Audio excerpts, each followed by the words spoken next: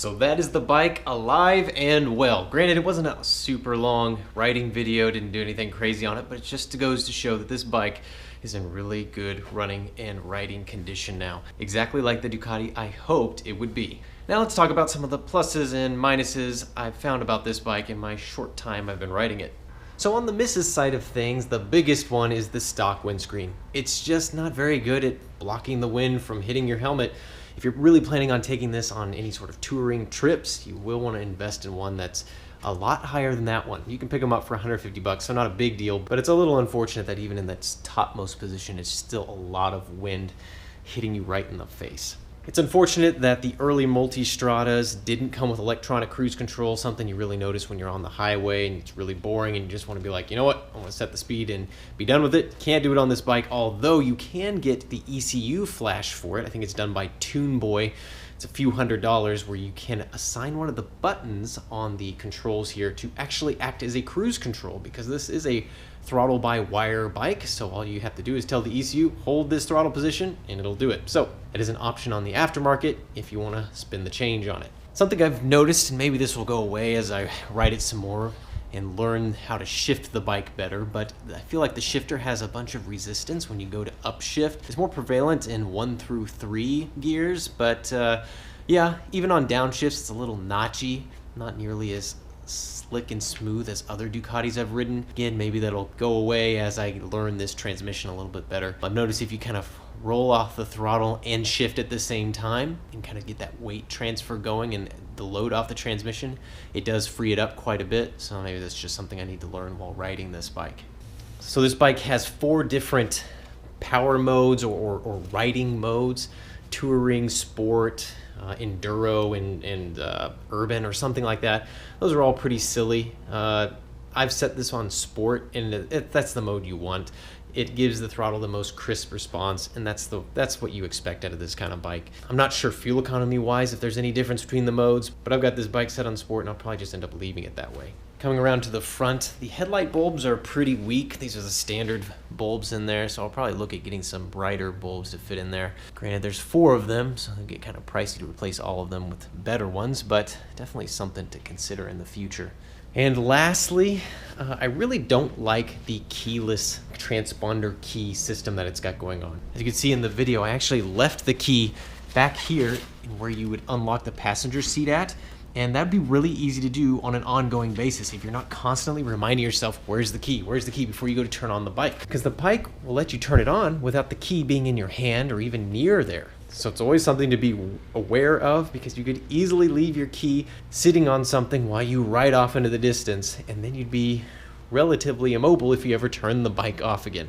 Now, the instrument cluster does tell you when the key is out of range, so at least you get a warning, but by that point you could be miles away.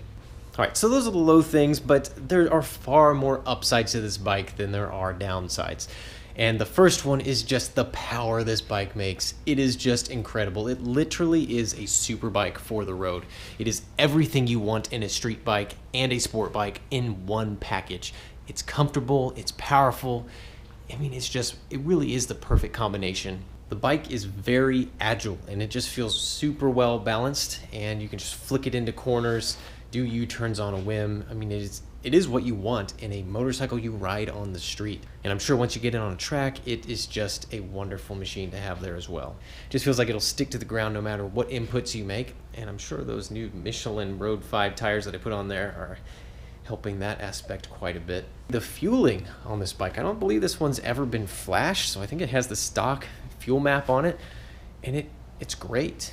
I've read on forums that people say it's twitchy at low speed and it needs a remap. Honestly, I haven't found that to be true. It's really great. Maybe that's because I'm comparing it against my RT, which does have a very twitchy throttle, especially at low engine RPM, but possibly because this bike is chain drive, it just feels a lot smoother than my RT. So I don't think there's any reason to try and get the fuel map reflashed, because it seems to run really well.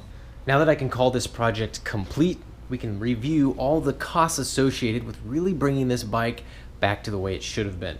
So here are all the parts I bought and all the expenses I incurred which comes up to a total of $1,322.71. And that number includes even registration, insurance, and tax. So add that to the purchase price of the bike of $4,000, and that means I have $5,300 into this awesome machine.